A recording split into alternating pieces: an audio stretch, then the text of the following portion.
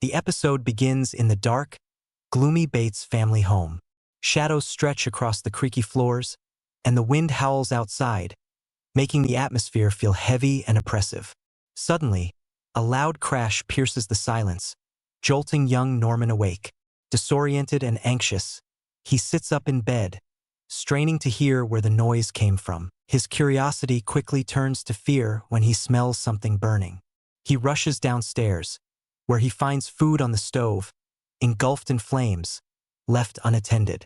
Panicked, he frantically looks around the house, calling for his parents, but the house remains eerily quiet. Driven by a gnawing sense of dread, Norman heads to the garage.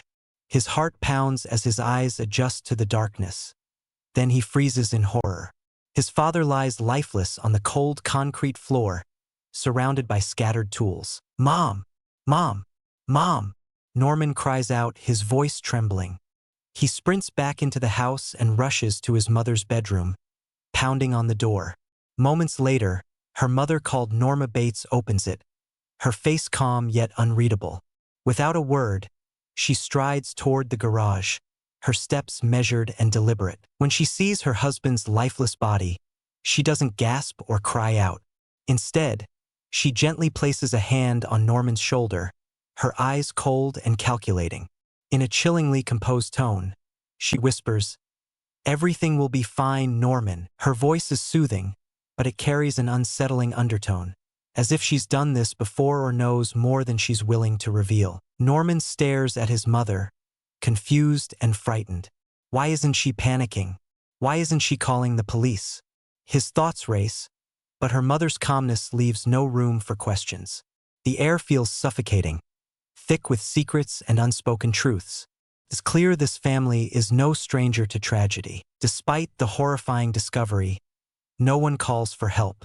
There's no frantic dialing of 911, no neighbors alerted. Just a cold, calculated silence that feels far more disturbing than the death itself. After 6 months of living in the shadow of his father's death, Norman and his mother, Norma Bates, decide to leave California and start anew in White Pine Bay. The emotional weight of their past looms heavily over them, marked by trauma and secrets that have strained their relationship. As they on the way, both are filled with a mix of hope and anxiety about what lies ahead. This decision symbolizes not just a physical relocation, but also a desperate attempt to escape the haunting memories of their former life. Norma purchases a foreclosed motel and house on the outskirts of White Pine Bay. The property looks old, almost abandoned, with an eerie, Gothic-style house perched on a hill overlooking the small Bates Motel. Norma is full of energy and optimism, seeing it as an opportunity for a fresh start, but Norman feels uneasy.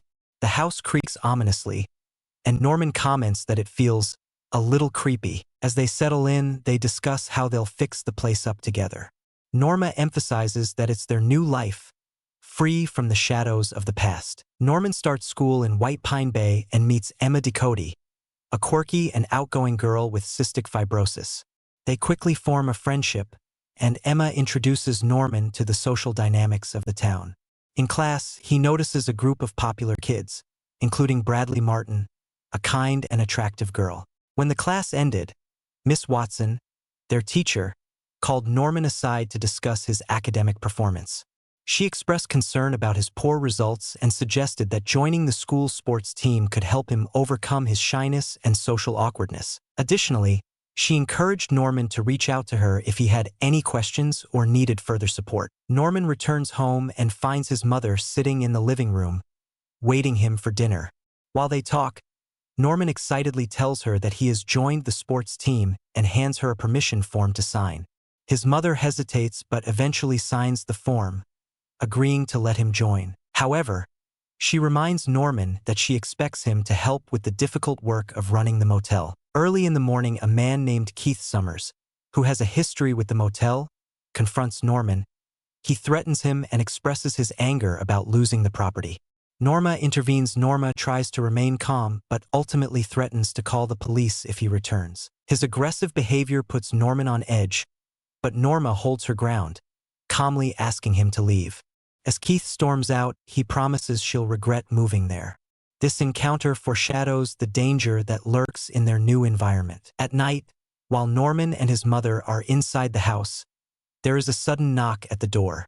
When they go to check, they find a group of girls, Norman's friends and classmates. The girls tell Norman's mother that they want to take Norman to the library. However, Norman's mother refuses and says he can go another time. After they leave, Norman goes back inside and complains to his mother, questioning why she wouldn't let him go. Frustrated, he decides to sneak out through the window to join his friends. He arrives carrying a notebook, thinking they are actually going to the library. To his surprise, the girls reveal that they are headed to a club. Norman, being a well-mannered and sheltered young boy, is caught off guard by their plan, as it's clear he is quite different from them. Norman is exposed to a new lifestyle where many young people at White Pine Bay engage, such as using marijuana, drugs, and visiting prostitutes. At a party, he lets loose and begins to enjoy himself. During this time, he catches the attention of a girl named Bradley Martin, who approaches him and remarks that he seems like a different person. Shortly after, a young man named Richard arrives, and Bradley introduces him to Norman before both she and Richard leave him alone. Later that night, Summers breaks into the house while Norman is still out. He attacks Norma in the kitchen and assaulting her violently. Just as things seem dire, Norman returns home and intervenes, knocking Summers unconscious. However, in a moment of panic and self-defense, Norma grabs a knife and stabs Summers to death. Norma, terrified and bruised, looks at her son and quickly decides they can't call the police. "We'll handle this ourselves," she says. At midnight, Norman and his mother decide to hide Keith Summers' body outside the main house where they live. After hiding the body, they notice that the carpet has been heavily stained with blood from Summers' body. They agree to remove all the carpets to avoid suspicion. While they are inside replacing the carpet, Norman got a notebook. He picks up that notebook contained disturbing images of women being tortured. As he sits and examines the pictures, he suddenly hear a car pulling up outside the motel. When they go out, they find two police officers. One of them introduces himself as sheriff. The officers say they are there to check on security and request to come inside for an inspection. Norma allows them. Inside the house, the sheriff asks to use the bathroom, the very place where they had hidden the body. Nervous but trying to stay calm, Norman allows him to go.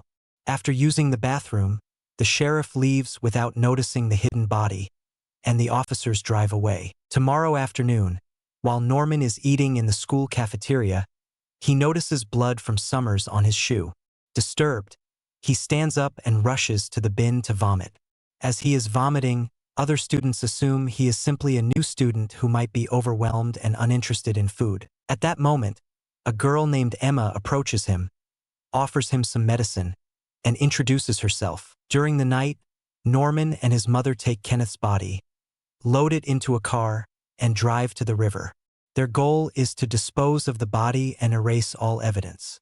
As they carry out the grim task, they share an emotional conversation about their struggles and deep bond. Norman's mother laments her decision to buy a motel, now overshadowed by a new bypass, and reflects on her feelings of failure as a parent, believing she hasn't given Norman the life he deserves.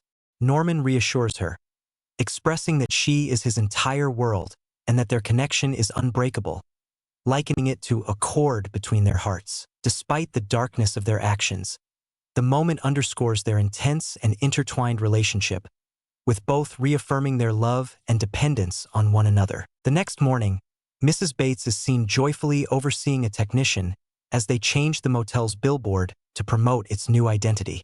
Meanwhile, Norman is in his room, absorbed in the disturbing pictures from the notebook he found at the motel. Mrs. Bates calls him outside to show off the newly updated billboard, and they share a brief moment of happiness together.